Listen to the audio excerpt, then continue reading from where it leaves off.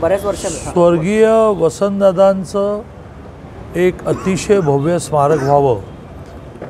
आता isakal.com आहे देशातील नंबर 1 ची मराठी न्यूज वेबसाईट। प्रत्येक अपडेटसाठी isakal.com ला नक्की भेट द्या।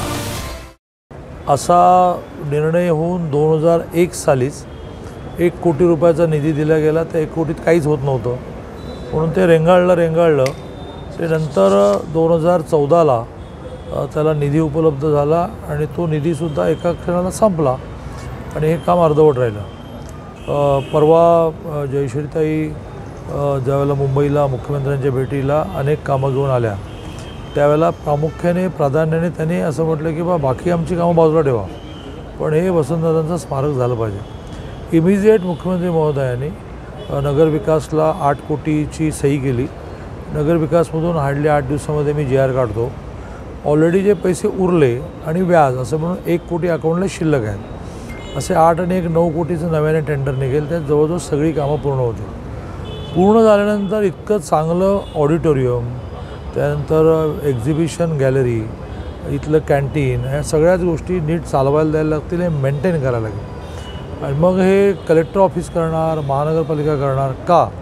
टेंडर काढून एखाद्या एजन्सीला द्यावी, याचा निर्णय पूर्ण झाल्यानंतर करू। फेब्रुवारी महिन्यात टेंटेटिव्ह याचं उद्घाटन करण्याचं आज मी घोषित करतो, जेणेकरून आमच्या सगळ्यांवरच प्रेशर येईल की उलटं टाईमटेबल आखायला लागेल आणि त्याला स्वाभाविकपणे मुख्यमंत्री येतील।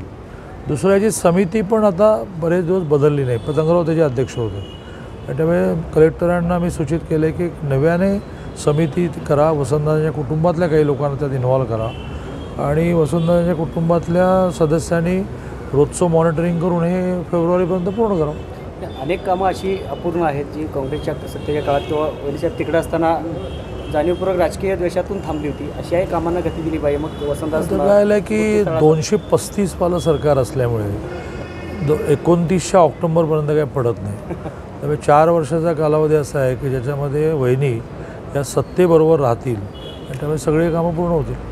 वहिनीनं जो शब्द दिला होता ज्या वसंतदादा बँकेच्या संदर्भातला, तो अजूनही पूर्ण झालेला नाही किंवा नाही, तो बऱ्यापैकी म्हणजे त्याची जी काय असं आहे कायद्याच्या चौकटीत नाही, कायद्याच्या चौकटीत राहूनच पूर्ण केलं पाहिजे। त्यामुळे कायद्याच्या चौकटीमध्ये त्याच्या 88ला चॅलेंज करणं झालं आहे, टप्प्याटप्प्याने होईल। पण फिरतीच्या वेळी खासदार देश विदेशातील प्रत्येक घडामोडींचे लाईव्ह अपडेट मिळवण्यासाठी आता साम टीव्हीच्या सर्व सोशल मीडिया प्लॅटफॉर्मला लाईक, फॉलो आणि सबस्क्राईब करा। तसंच सर्व नोटिफिकेशन